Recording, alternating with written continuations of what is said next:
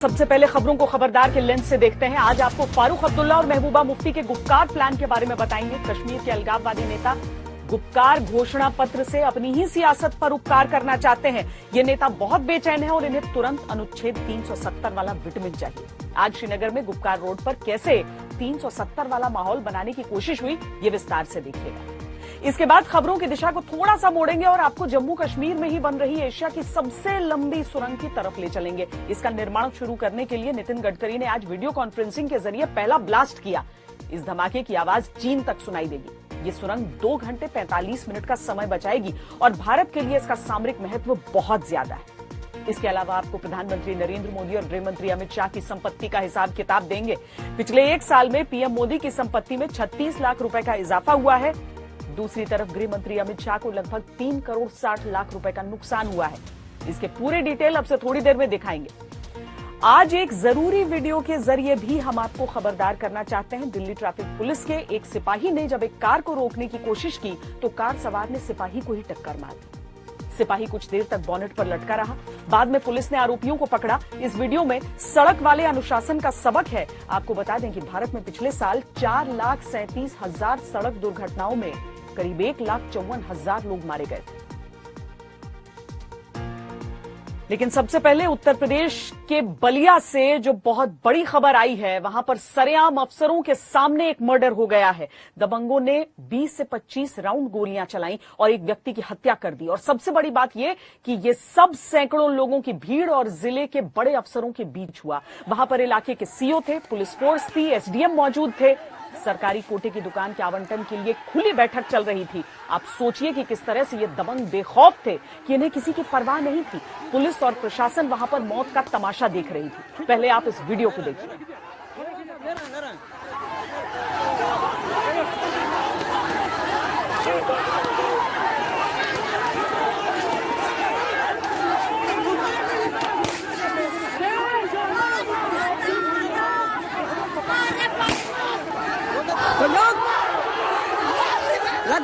लगिल हो साहब, देखिए इधर सर, देखिए।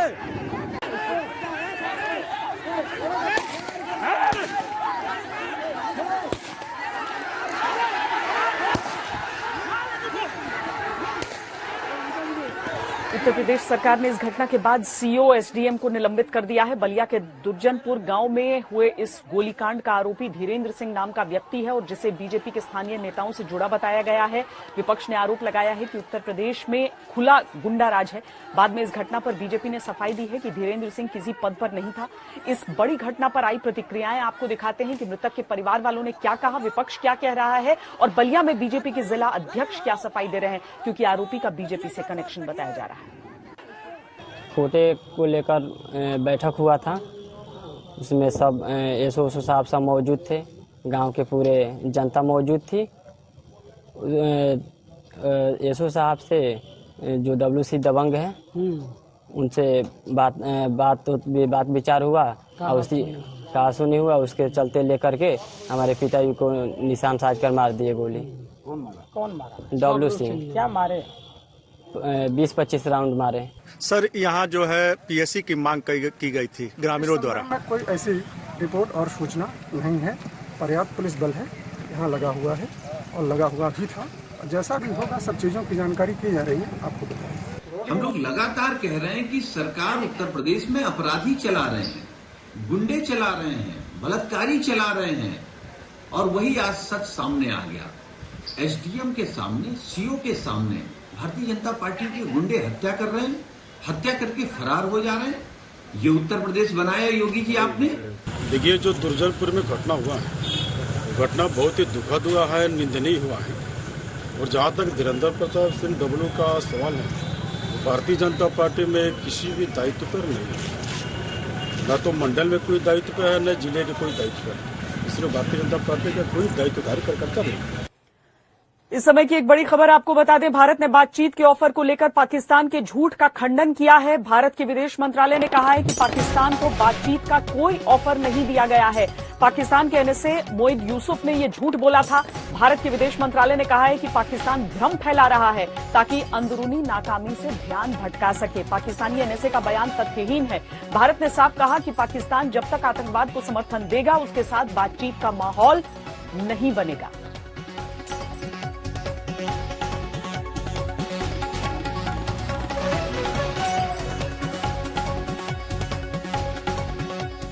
और अब शांत कश्मीर के साथ हो रही नई साजिश का विश्लेषण करते हैं। अब्दुल्ला परिवार हो या महबूबा मुफ्ती, इन्हें रिहा होकर भी चैन नहीं मिला है। इन्हें रह रहकर 5 अगस्त 2019 की तारीख याद आ रही है, क्योंकि इसी दिन देश को अनुच्छेद 370 से छुटकारा मिला था।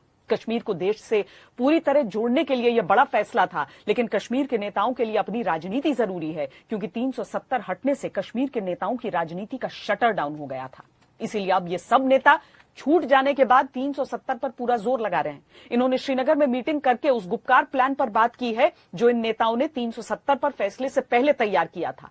लेकिन कश्मीर की पुरानी सोच को जिंदा करने की कोशिश कामयाब नहीं होगी, क्योंकि इन नेताओं के खिलाफ अब गुस्सा है। ये कश्मीर को उसी पुराने खून खराबे वाले दौर में ले जाना चाहते हैं। लेकिन कश्मीर अब इस अलगाववादी सोच से आजाद हो चुका है। अब इन नेताओं की दाल गलना मुश्किल है।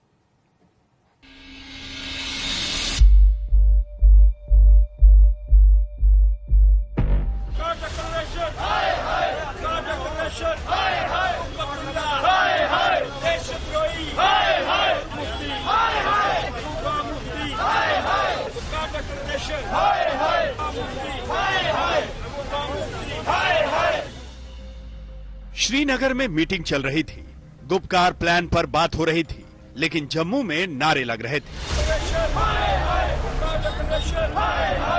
गुपकार वाला गुस्सा दिख रहा था।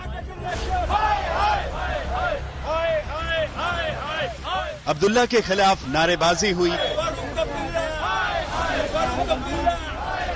महबूबा के खिलाफ नारेबाजी हुई, गुपकार डिक्लेरेशन को धोखा बताया, महबूबा मुफ्ती की तस्वीरें जलाई गईं। जमीन नीचे से निकल गई है, दोनों की निकल गई है, एनसी और पीडीपी की।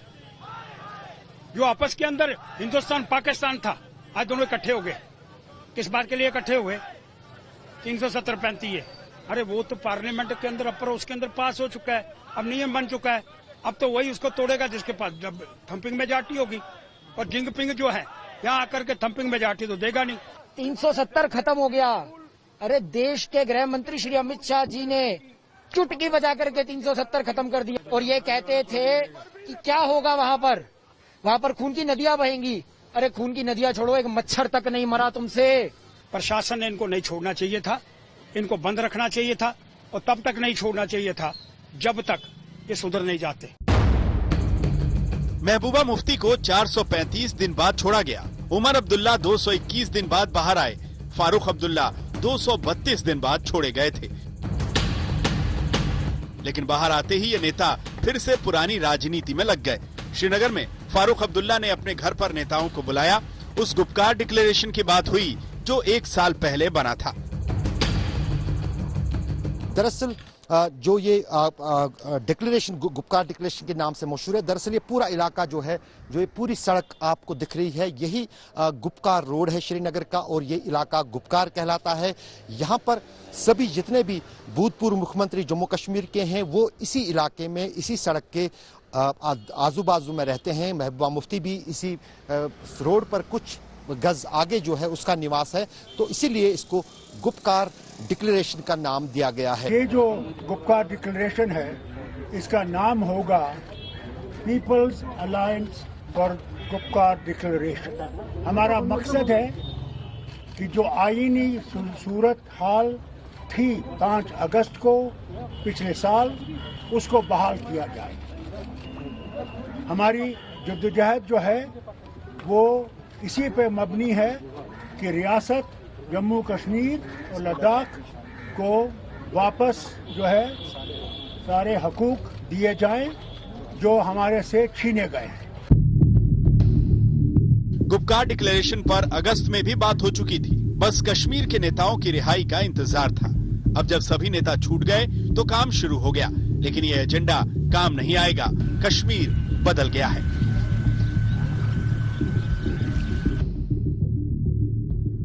गुपकार एजेंडा देशद्रोहियों का एजेंडा है। गुपकार एजेंडा अलगाववादियों, आतंकवादियों और पाकिस्तानियों का एजेंडा है। किसी सूरत में भी इस गुपकार एजेंडे को जम्मू कश्मीर में लागू नहीं होने देंगे। जम्मू कश्मीर की जनता ने पहले ही इस गुपकार एजेंडे को कूड़ेदान में फेंक दिया है। इस धारा 370 ने पिछले 70 सालों में जम्मू कश्मीर के अंदर अलगाववाद, आतंकवाद और पाकिस्तान की मानसिकता को जन्म दिया है। धारा 370 अब इतिहास बन चुका है। तो जम्मू कश्मीर अपनी पार्टी का ये शुरू से मानना है कि ये आर्टिकल 370 का एब्रोगेशन जो है it is an act of the parliament. बेशक वो पार्लियामेंट ही उस पर एक रीलुक ले सकती है और यह मामला सुप्रीम कोर्ट में है। ऑनरेबल सुप्रीम कोर्ट जिस तरह से डिसाइड करे, अगर वो इसको रिस्टोर करे या इस पे जो भी फैसला ले वो हम के लिए सर्वमान्य होगा। इस पे किसी भी प्रकार की राजनीति आज अगर कोई दल करने की कोशिश करता है तो ये समझदार जम्मू कश्मीर की जनता इतनी समझदार है कि वो समझती है कि वो केवल अपनी राजनीतिक रोटियां सेकने के लिए। अब्दुल्ला परिवार हो या फिर महबूबा मुफ्ती, 370 पर फैसले से इनकी राजनीति फेल हुई। इसीलिए ये पहले दिन से बहुत परेशान थे। इसीलिए ये पहले दिन से लोगों को भड़का रहे थे। जिस 370 को हटाने पर ये चुनौती दे रहे थे, उस 370 को सरकार ने चुटकियों में हटा दिया। होंगे सिवाय खंड के नामक पड़ा जाएगा। 370 जम्मू कश्मीर को मुल्क के साथ जोड़ता है। जब आप इस पुल को तोड़ते हो, 370 को तोड़ते हो, तो हिंदुस्तान का जम्मू कश्मीर पे कब्जा नाजायज हो जाता है। अगर इस किस्म के बयानों से बीजेपी बाज नहीं आती, अगर इस किस्म के जो उनके इंटेंशंस हैं, जो उनके इरादे हैं, उनसे वो बाज नहीं आती, तो जम्मू कश्मीर न सिर्फ जम्मू कश्मीर को, न सिर्फ मुल्क को, बल्कि पूरे खित्ते को जला के राख कर देगा। तो इसलिए मेरी वार्निंग है बीजेपी वालों को कि आप आग के साथ खेलना बंद कर दो। इसीलिए इन्हें 14 महीने तक नजरबंद रखा गया था, क्योंकि ये अपनी बातों से कश्मीर में आग लगा देते। लेकिन रिहा होने के बाद ये तुरंत एक्टिव हो गए, क्योंकि अब इन्हें राजनीतिक करियर रीस्टार्ट करना है। इसके लिए सबसे सरल फॉर्मूला इन्हें फिर यही दिखा कि जिस अनुच्छेद 370 को कश्मीर के लोग भूल चुके हैं, उस अनुच्छेद 370 को बार बार याद दिलाओ और भड़काओ। लेकिन क्या अब लोग इनकी बातों में आएंगे? जम्मू से सुनील जी भट्ट के साथ अशरफ वाणी, श्रीनगर, आज तक। पिछले साल 5 अगस्त को जम्मू कश्मीर से अनुच्छेद 370 हटाने वाला फैसला हुआ था। इस फैसले के बारे में पहले किसी को जानकारी नहीं थी। कश्मीर में अतिरिक्त सुरक्षा बल लगा दिए गए थे, वहां से टूरिस्ट को निकलने के लिए कह दिया गया था। एक तरह से बड़े असमंजस की स्थिति थी। इसी असमंजस में उस समय कश्मीर के 8 राजनीतिक दलों ने एक मीटिंग बुलाई थी। उन्हें अंदेशा हो गया था कि केंद्र सरकार कुछ बड़ा फैसला करने जा रही थी। फैसले से एक दिन पहले ही श्रीनगर की गुपकार रोड पर मीटिंग बुलाई गई। मीटिंग में प्रस्ताव पारित किया था। इसमें कहा गया था कि कश्मीर की पहचान, विशेष दर्जे और स्वायत्तता के लिए ये दल एकजुट रहेंगे। इसे ही गुपकार डिक्लेरेशन कहते हैं। लेकिन ये डिक्लेरेशन 5 अगस्त के फैसले को रोक नहीं पाया। जम्मू कश्मीर से धारा 370 हटाने का फैसला हो गया था। साल भर बाद जब स्थिति सामान्य हुई तो ये कश्मीर के 6 राजनीतिक दल फिर से एक साथ आए। इन्होंने गुपकार डिक्लेरेशन पार्ट 2 की घोषणा की। नजरबंदी से छूटने के बाद महबूबा मुफ्ती, फारूक अब्दुल्ला, उमर अब्दुल्ला और दूसरे नेताओं ने इसी पर चर्चा की है। गुपकार डिक्लेरेशन में इन नेताओं ने 3 बड़ी बातों की हैं। पहली बात कि अनुच्छेद 370 और अनुच्छेद 35A को वापस लाने की लड़ाई लड़ेंगे। दूसरी बात कि जम्मू कश्मीर का बंटवारा इन्हें मंजूर नहीं है, क्योंकि जम्मू कश्मीर को 2 राज्यों में बांट दिया गया है। लद्दाख को जम्मू कश्मीर से अलग कर दिया गया है। तीसरी बात कि अब इन नेताओं की सभी राजनीतिक गतिविधियां 5 अगस्त से पहले ही राजनीतिक स्थिति में जम्मू कश्मीर को लाने के लिए होंगी। कश्मीर के नेताओं को अपनी राजनीति जिंदा रखने के लिए तुरंत 370 वाले विटामिन की जरूरत है। इस राह में कश्मीर भड़काऊ राजनीति के रास्ते पर चला जाए तो भी इन्हें कोई फिक्र नहीं है। लेकिन इनकी दिक्कत यह है कि कश्मीर 370 से आगे निकल चुका है और ये नेता इतिहास में ही अटक कर रह गए।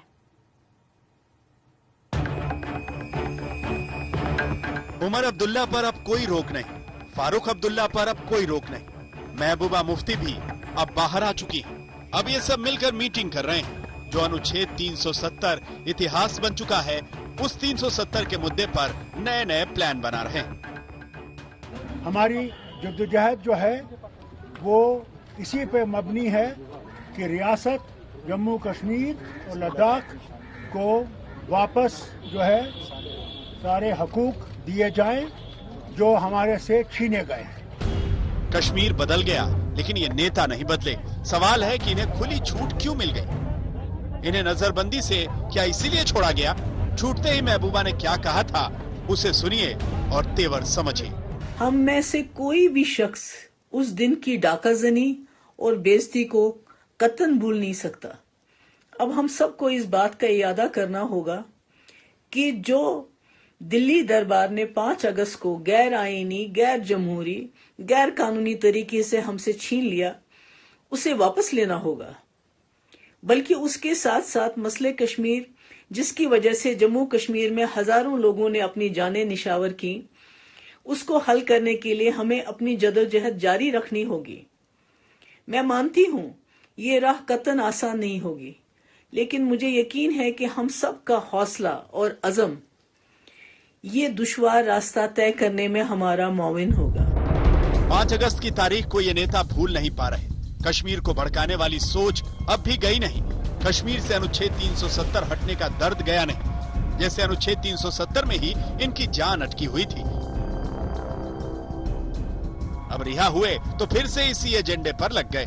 इस पर कश्मीर के सियासी दुश्मन भी एक हो गए। अब्दुल्ला और मुफ्ती पहले एक साथ कब दिखते थे, लेकिन राजनीति बचाने के लिए आज ये सब एक हो गए।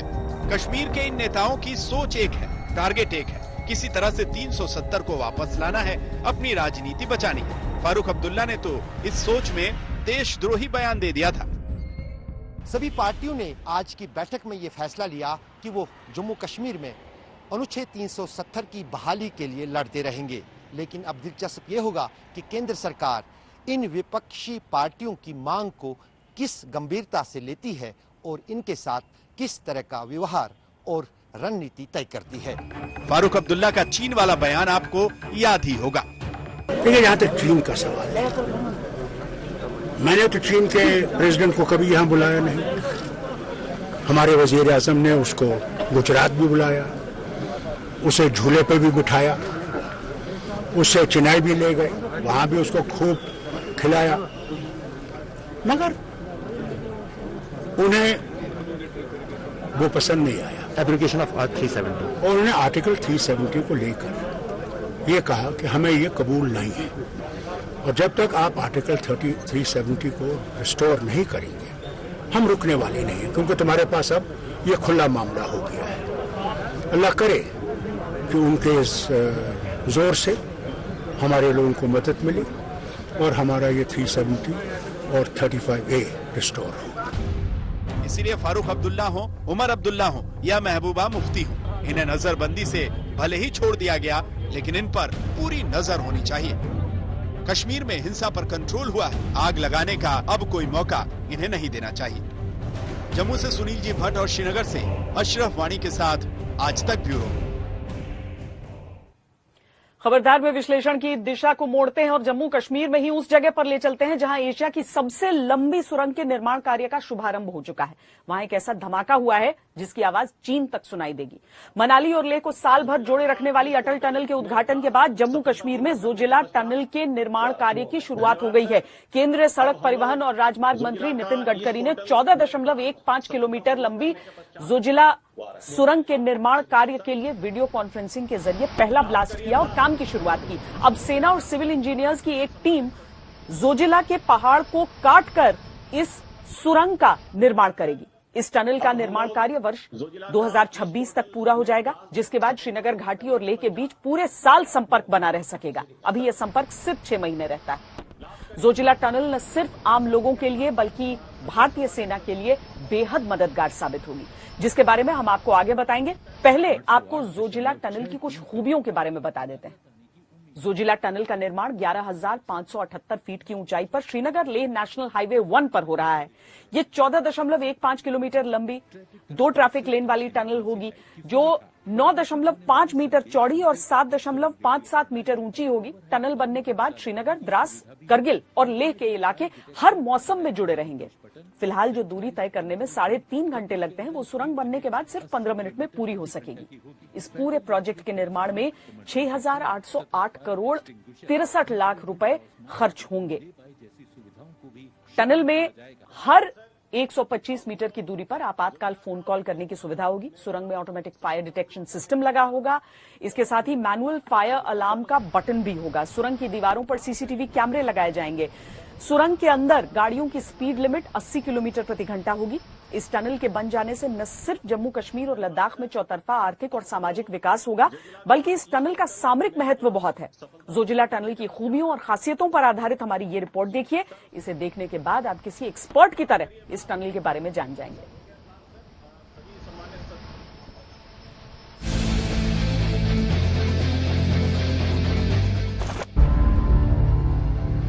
6 महीने यहाँ पर बर्फबारी होती है। कम से कम अबाउट 8 to 12 फीट यहाँ पे बर्फ होती है। नवंबर से लेकर मई तक कोई सब्जी वगैरह चीजें कुछ नहीं मिलता है।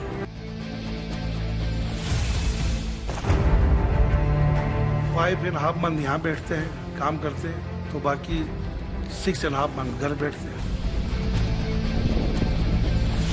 यहाँ पे जब जोजिला बंद होता है तो यहाँ पे स्टूडेंट्स को बहुत प्रॉब्लम होती है। यहाँ पे टीचर्स ही नहीं होते हैं।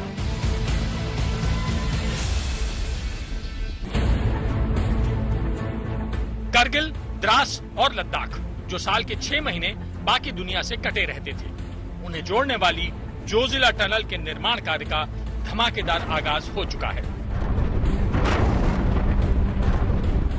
जम्मू कश्मीर और लद्दाख के लोग जोजिला टनल का पिछले 30 सालों से जिस बेसब्री से इंतजार कर रहे थे, उसका अंदाजा इससे लगाइए कि साल 2018 में जब पीएम मोदी ने इस टनल की नींव रखी थी तो लोगों की खुशी का ठिकाना नहीं था।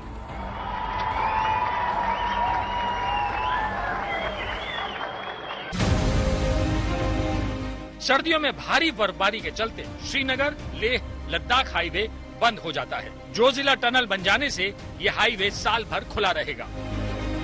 जोजिला टनल बन जाने से साल के इस तरह के हिमस्खलन में गाड़ियों के फंसने का खतरा पूरी तरह खत्म हो जाएगा। जोजिला दर्रा दुनिया के सबसे खतरनाक रास्तों में से एक है। इस दुर्गम रास्ते में वाहन चलाना बेहद चुनौतीपूर्ण और खतरे से भरा है, लेकिन जोजिला टनल इस खतरे को बहुत कम कर देगी। और सबसे बड़ी बात, इस टनल के बनने से सफर न सिर्फ सुरक्षित और आसान होगा, बल्कि इसमें लगने वाला समय 3 घंटे से कम होकर मात्र 15 मिनट रह जाएगा। यानी जोजिला टनल बनने के बाद लेह और श्रीनगर के बीच की दूरी 7 घंटों में पूरी की जा सकेगी। बहुत खुश है, हमें रोजगार मिलेगा इससे। तो यहाँ की चाहे लोकल गाड़ियाँ हैं या लोकल लेबरर्स है या अदरवाइज इंजीनियर लोकल्स हैं, उनको भी जॉब मिलेगा। कि ये लद्दाख जो था 6 महीना कट के रह जाता था, तो अब जो ये टनल बनने वाली है इसमें हम बहुत खुश हो रहे हैं कि हमारे जो लद्दाख के लोग भी है वो भी हमारे से मिल सकते हैं। 12 महीना काम मिलेगा हमें और ट्रैफिक भी चल सकेगा। जो 6 महीने बंद रहते थे अब ये खुला रहेगा 12 महीना, बहुत फायदा होगा। गाड़ी वालों का भी फायदा होगा, लेबर वालों का भी फायदा होगा। श्रीनगर, द्रास, करगिल और लेह में रहने वाले लोगों के लिए जोजिला टनल लाइफलाइन बनेगी और भारतीय सेना के लिए 12 महीने सप्लाई लाइन का काम करेगी। जोजिला टनल की मदद से इन इलाकों में सेना की मूवमेंट बेहद आसान हो जाएगी। करगिल और द्रास जैसी सामरिक लोकेशंस पर पूरे साल सैन्य साजो सामान पहुंचाने में सहूलियत हो जाएगी। इसी रोड के जरिए दुनिया के सबसे ऊंचे युद्ध क्षेत्र सियाचिन में तैनात जवानों को भी सप्लाई जाती है, जो पूरे साल संभव हो पाएगी। यही वजह है कि न सिर्फ इन इलाकों में रहने वाले लोग, बल्कि भारतीय सेना भी जोजिला टनल के तैयार होने का इंतजार कर रही है। उधर पाकिस्तान की सीमाएं लगी हुई है, हमारे सैनिकों की दृष्टि से महत्वपूर्ण टनल थी। यही कारगिल पर पाकिस्तान घुसा हुआ था। वीके सिंह साहब ने प्रत्यक्ष रूप से इस सब बातों को अनुभव किया है और इसलिए स्ट्रेटेजिक पॉइंट से भी इंपॉर्टेंट थी और लद्दाख, लेह और जम्मू कश्मीर की जनता के लिए एक लाइफलाइन थी। जोजिला टनल जब बनकर तैयार होगी तो ये न सिर्फ एशिया की सबसे लंबी टनल होगी, बल्कि अत्याधुनिक सुरक्षा और सुविधाओं से भी लैस होगी। फिर चाहे ऑटोमेटिक फायर डिटेक्शन सिस्टम हो या इमरजेंसी कम्युनिकेशन सिस्टम्स। इतना ही नहीं, यात्रियों की सुरक्षा के लिए टनल में सीसीटीवी कैमरे भी होंगे और -45 डिग्री की ठंड में भी ये टनल आवाजाही के लिए सुरक्षित रहेगी। यानी जब ये टनल बनकर तैयार होगी तो किसी इंजीनियरिंग मिरेकल से कम नहीं होगी। ये जोजिला टनल ये सिर्फ इंफ्रास्ट्रक्चर का प्रोजेक्ट है ऐसा मत सोचिए। ये टेक्नोलॉजिकल मिरेकल भी है। कुतुब मीनार की जो ऊंचाई है उससे 7 गुनी ऊंचाई वाली ये चैम्बर बनेगी जहां से शुद्ध हवा नीचे जाएगी और अशुद्ध हवा ऊपर बाहर निकलेगी। ये अपने आप में एक बहुत बड़ा मिरेकल। पहले अटल टनल का उद्घाटन और अब जोजिला टनल के निर्माण कार्य का शुभारंभ। जम्मू कश्मीर और लद्दाख के लोगों के लिए ये दोहरी खुशी मनाने का वक्त है, जिनके लिए ये टनल्स सिर्फ सुरंग नहीं है बल्कि जिंदगी को दिक्कत और परेशानियों की अंधेरी सुरंग से बाहर निकलने का सुरक्षित और सुगम रास्ता है। बेरोजगार है उनको भी थोड़ी रोजगार मिलेगी। टनल आने से सब ठीक हो जाएगा। 12 महीने हम चलेंगे और जोजिला भी नहीं चढ़ना पड़ेगा हमें हर चीज मिलेगा, हर सहूलियत मिलेगी। अगर जोजिला का टनल खुल जाए तो ये समझो कि एक हिसाब से गॉड गिफ्ट है ये। आज तक ब्यूरो। अब हम आपके सामने प्रधानमंत्री नरेंद्र मोदी की संपत्ति का हिसाब किताब पेश करेंगे, जिसका ब्यौरा खुद पीएम मोदी ने दिया है, जिसके आधार पर आज हम पीएम मोदी की आर्थिक पूंजी का उनकी असली पूंजी से भी तुलनात्मक अध्ययन करेंगे। लेकिन पहले आपको पीएम मोदी की आर्थिक पूंजी की संक्षिप्त बैलेंस शीट दिखा देते हैं। पीएम मोदी के पास 2 करोड़ 85 लाख रुपए की चल अचल संपत्ति है। पिछले 1 साल में उनकी संपत्ति की कीमत में 36 लाख रुपए की बढ़ोतरी हुई है। पीएम मोदी के पास 31,450 रुपए नकद हैं। बैंक खाते में 3,38,000 रुपए हैं और 1 करोड़ 60 लाख रुपए का एक फिक्स डिपॉजिट भी है।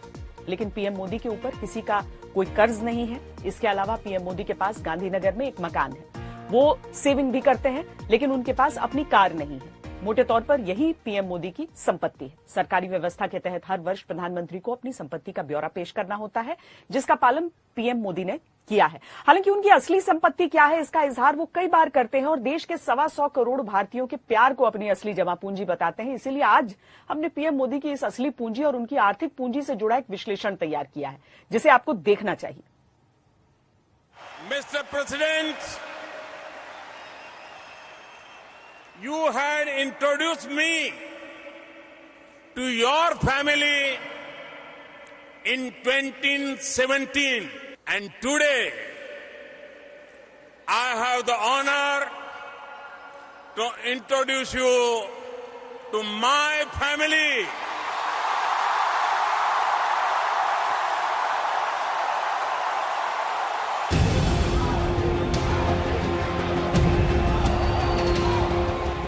प्रधानमंत्री नरेंद्र मोदी को जब मौका मिलता है वो अपनी भावनाएं व्यक्त करते हैं और देश के 125 करोड़ देशवासियों को अपनी फैमिली मानते हैं और खुद को भी एक आम नागरिक कहते हैं। मैं भी आपके जैसा ही एक सामान्य नागरिक हूं।